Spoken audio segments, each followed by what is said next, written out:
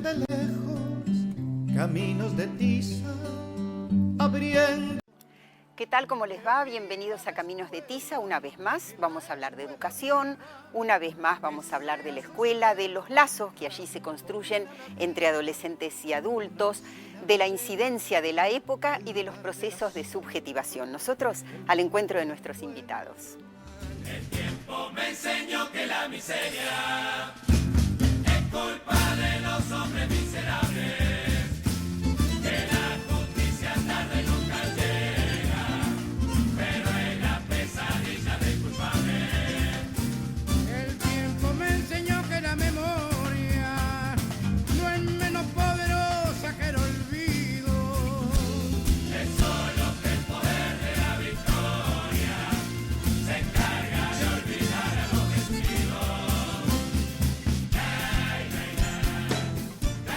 Bueno, aquí estamos con los autores de Entre adolescentes y adultos en la escuela, un libro de reciente publicación. ¿Cómo les va?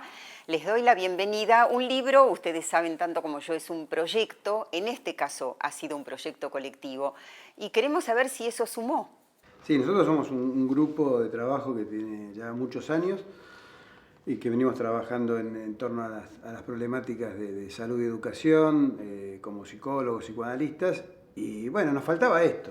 Nos faltaba concretar un poco nuestro espacio común con un libro.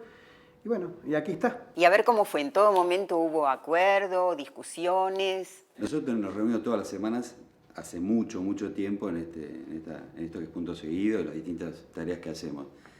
Y si ustedes grabaran las reuniones esas, realmente se divertirían mucho por las discusiones y las peleas incluso que tenemos y por supuesto los momentos donde en vez de trabajar estamos hablando de cosas de nuestra amistad, digamos, ¿no? Pero no, costó hacerlo, pero al mismo tiempo salió muy fácil, ¿no? Yo creo que suma en varios sentidos, digamos, porque como bien decían acá mis amigos y compañeros, la discusión plasmada en letras es distinta también. Claro. El encontrarse leyendo a algunos conceptos discutidos sobre estas mismas mesas y encontrar, digamos, en la particularidad de cada autor, pero una coherencia general en la obra es algo que, bueno, a mí me parece que forma parte de lo que sumó el libro. Y poder comunicarlo bien para el lector. Claro. Bueno, lo de bien ya...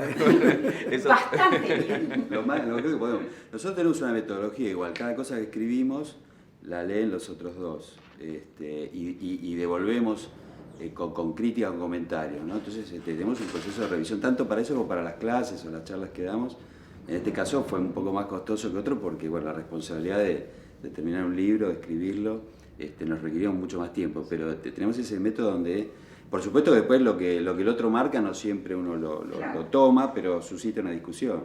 A ver, vayamos ingresando al libro. En algún momento ustedes mencionan, hacen referencia a la caracterización de la época.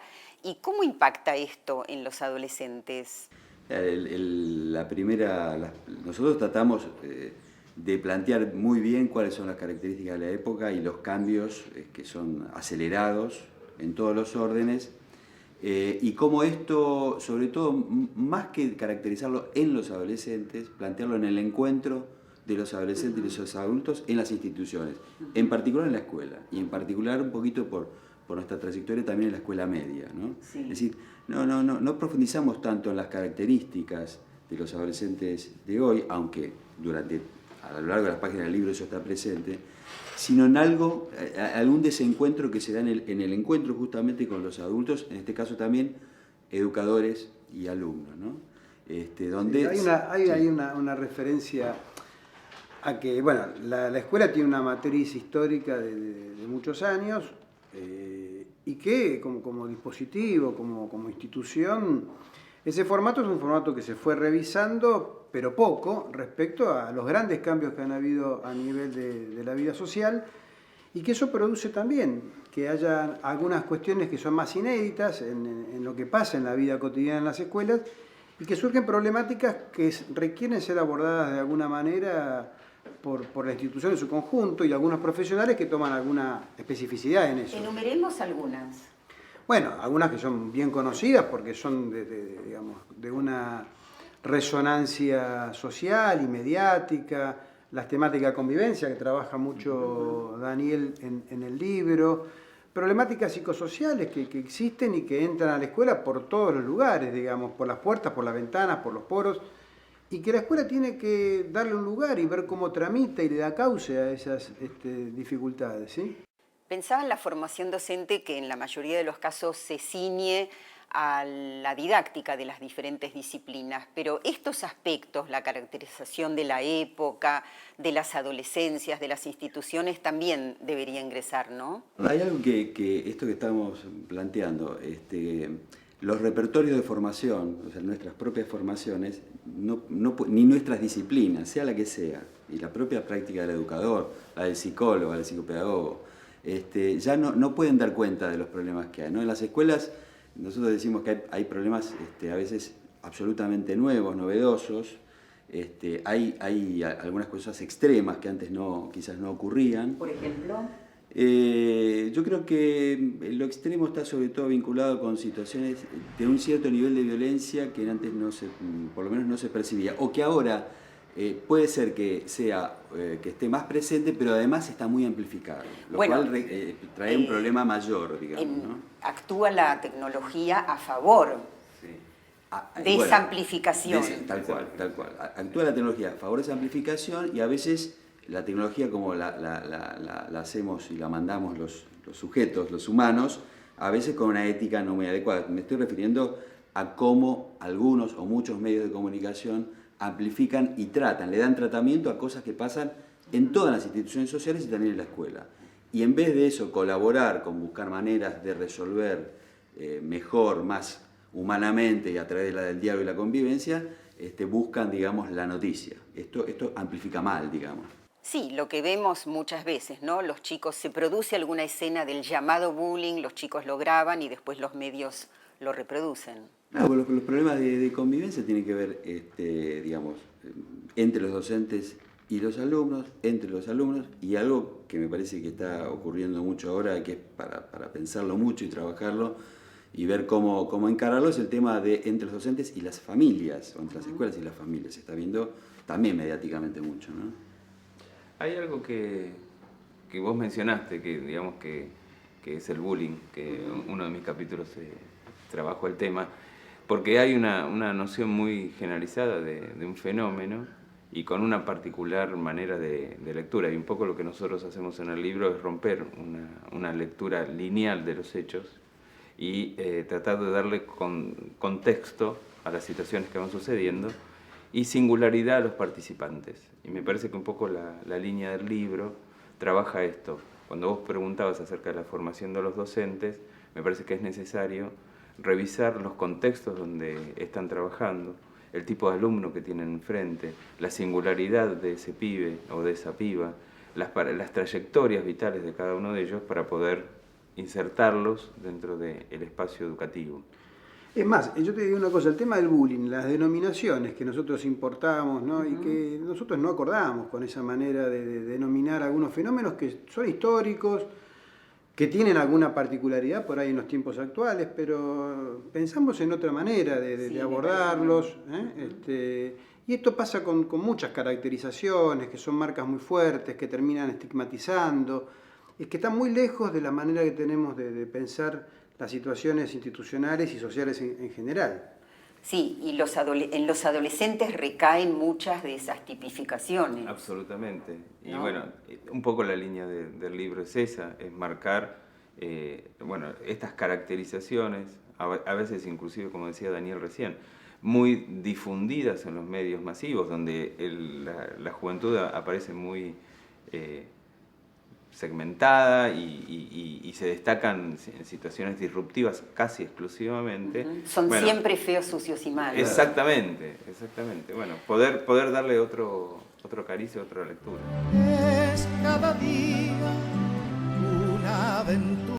Bueno, Sergio, vos justamente tomaste el tema de la escuela como productora de subjetividad.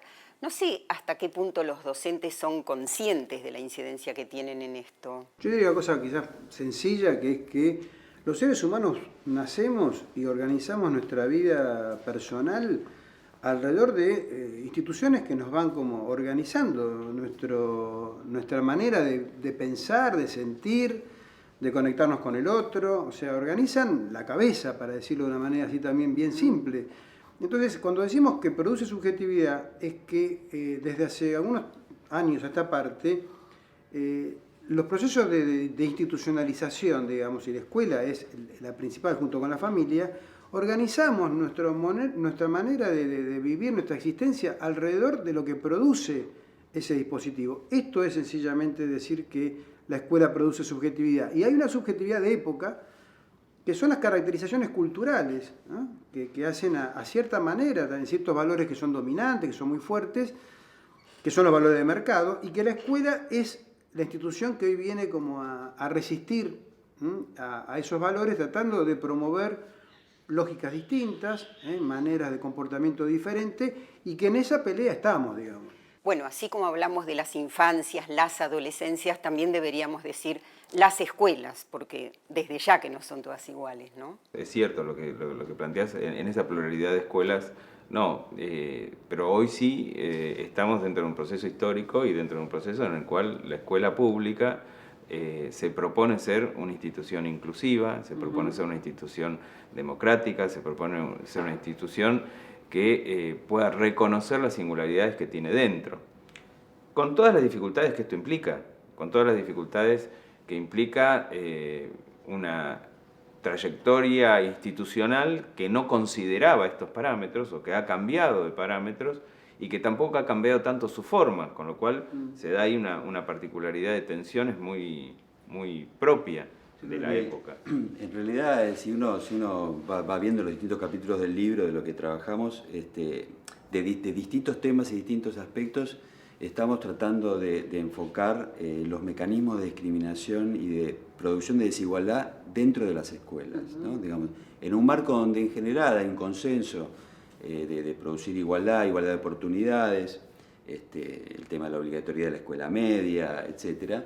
Lo que vemos es que bueno, el adolescente, el niño y el joven como un sujeto de derecho, todavía en las prácticas institucionales, en la escuela y en otras prácticas al mismo tiempo, y esto es importante marcarlo, no es solamente un tema de la educación, hay un montón de mecanismos de discriminación y desigualdad que siguen operando y donde somos nosotros no solo los educadores, los profesionales, los que estamos involucrados en eso, ¿no? Sí, cuesta entender que todos los alumnos por igual son sujetos de derechos, ¿no? Claro. Y en este sentido me parece que ustedes también trabajan el rol del Estado, que es fundamental. Sí. Es que también es un tema de época. Hay un núcleo que atraviesa todo y nosotros al mismo tiempo que venimos trabajando hace muchísimos años en escuelas, hemos sido convocados para trabajar cuestiones que tienen que ver precisamente con el ingreso a la universidad en un montón de organizaciones, de universidades nacionales y públicas, el problema que hay en esta expansión del sistema universitario público. Entonces, hay un núcleo que es la aparente contradicción y tensión histórica, que es un legado conservador, entre masividad y calidad. Nosotros decimos que eso hay que resolverlo de otra manera y por eso estamos tratando de pensar junto con otros cómo hacer en el día a día de las escuelas y en las instituciones, qué hacer con eso que aparentemente es una contradicción y nosotros pensamos que hay que convertir ese dilema en un problema a resolver. Ahí nos metemos con el tema de tutorías, como un nuevo dispositivo también, que tiene una herencia distinta, fue pensado para otras cosas y que hoy se incluye como una estrategia de inclusión y de acompañamiento de trayectorias estudiantiles de otro modo. Bueno, me parece que se hizo referencia a la complejidad que significa hoy llevar a cabo la tarea docente y en este sentido juegan, me parece, un rol muy importante los equipos de orientación. ¿Qué lugar hay que darles? Por una parte está la idea de desborde que comparten con muchos educadores, la sensación de que en muchos momentos no se puede con lo que pasa, ¿no? con lo que tenemos que hacer o con los nuevos problemas. Entonces hay históricamente, de que surgen estos equipos, una tensión también en relación a si cumplen con su función, colaborando, aportando o de alguna manera en muchos momentos son como funcionales o no son bien aceptados como un aporte, ¿no? Y mucho tiene que ver también con la exposición que han tenido históricamente muchos de estos equipos. Entonces, en el libro damos esa discusión respecto a desde qué lugar ir al encuentro con el educador. ¿Y qué es orientar? ¿Y qué es orientar? ¿No? Digo, ahí hay una cuestión, digamos, es un lugar de... Estamos peleados también nosotros con la idea de orientar, ¿eh? Bueno, pero orientar en el sentido... Hay una discusión ética también en relación a, bueno, la particularidad de cada uno de los sujetos. Muchas veces ponemos en discusión esta idea del tutor como el tutor en la botánica, digamos que tiene que seguir un camino recto, donde nosotros decimos, bueno, no, ahí hay un sujeto que tiene sus intereses, gustos, deseos, y bueno, la orientación no significa hacer que vaya por un determinado recorrido, ¿no? Claro, me recordaba esto de poder ser la institución educativa sostén y a la vez promover la autonomía. Claro. Sí, yo decía que estamos peleados porque portamos nombres, llegamos a un campo donde hay ciertas nominaciones y tratamos de ver si esas nominaciones nos representan, sostienen las prácticas, y en general hemos llegado a un acuerdo como equipo de no discutir demasiado el tema de los nombres, decir, bueno, así se llaman aquí estas prácticas, no solo aquí, en Latinoamérica está muy instalado el tema de la orientación educativa como un eje central de los sistemas educativos, no tanto en Argentina, esto siempre ha sido bastante más caótico, y entonces dejamos la discusión de los nombres y nos metemos en la discusión de qué hacemos cuando decimos que hacemos orientación educativa. Y ahí tenemos una responsabilidad de acompañar desde ese lugar particular o específico que supone el rol de un profesional de la salud mental, psicólogo, psicopedagogo, etcétera, en hacer funcionar a las instituciones allí donde tienen muchas complicaciones, pero al mismo tiempo de interrogarlas. Digamos, no solo que funcione una maquinaria, sino que allí las situaciones problemáticas que acontecen, poder darle un espesor para interrogar de qué se trata e involucrar a toda la comunidad que participa en la resolución de los problemas que acontecen. Claro, una de las cuestiones que acontecen tienen que ver con la disciplina o la socialización o la convivencia entendida en la socialización. Bueno, ¿cómo se resuelve? ¿Cómo se hace ese pasaje? ¿No? Bueno, de obedecer por miedo o porque voy a tener amonestaciones a ser, bueno, integrarse socialmente, ¿no? Bueno, en uno de los capítulos del libro trabaja ese pasaje, ¿no? de la disciplina de la convivencia. Y lo que yo planteo en ese capítulo es que más allá de las distintas corrientes que amplían los derechos y de las distintas políticas que proponen una inclusión y una situación más singular de cada uno de los alumnos, hay una estructura con la que fue creada la escuela, una estructura disciplinaria que en muchos de los que trabajamos en las escuelas persiste como modelo posible o casi exclusivo modelo de relación, donde hay determinados autoritarismos que todavía están bastante circulan en las instituciones, en las personas, en los modos, en los tratos y en las percepciones de los adolescentes. Esto que vos preguntabas al comienzo, me parece que es importante destacar. Una de las tareas de la educación es el trabajar con otros. Hay una necesidad de reflexionar acerca de esa tarea, hay una necesidad de reflexionar acerca de ese vínculo, y hay una necesidad de reflexionar acerca de los otros. Los ámbitos de convivencia que proponen una democratización de la institución, bueno, generan muchas situaciones de tensión novedosas y hay que poder resolver y trabajar sobre esas cuestiones. Sí, la convivencia entre alumnos, pero también de los docentes entre sí. Es una época donde la noción de autoridad también está totalmente transformada. Y en el caso de la institución educativa, la autoridad estaba fundamentada en un cierto prestigio y una serie de rituales y en otro lugar simbólico de la agencia educadora, para llamarlo así técnicamente.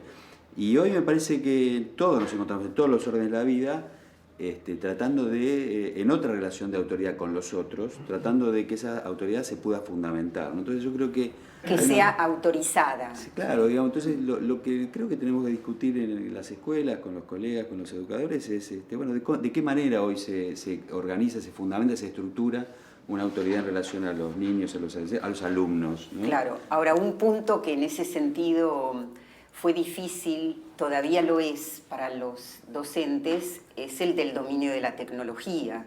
Ah, Aquí, bueno, gran capítulo. ese es un gran capítulo. Gran capítulo. Bueno, precisamente, ahí hay una noción interesante, porque, digamos, las nuevas generaciones tienen un manejo tecnológico muy superior al que podemos tener nosotros generacionalmente.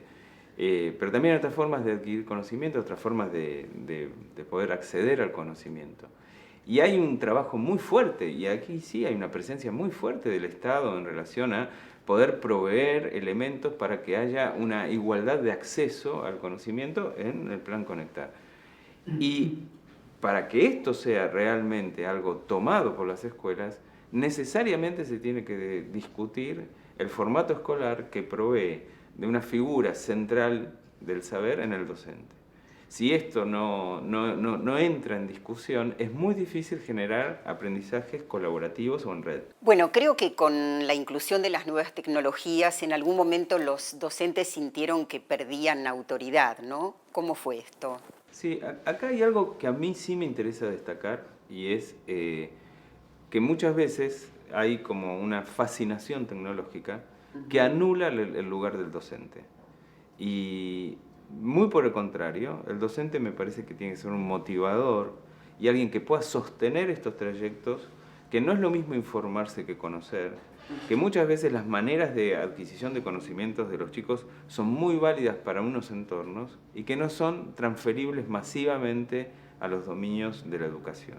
Entonces, de alguna manera me parece que hay que repensar el rol del docente, pero no dejarlo de lado, ¿sí? Muchas veces estas fascinaciones tecnológicas que suponen que los chicos pueden solamente manejar su conocimiento, anulan la posibilidad de trabajo del docente. Creo que sí hay una diferencia, por ejemplo, a nivel de manejo de las nuevas tecnologías en relación entre los docentes y los alumnos en cualquier edad.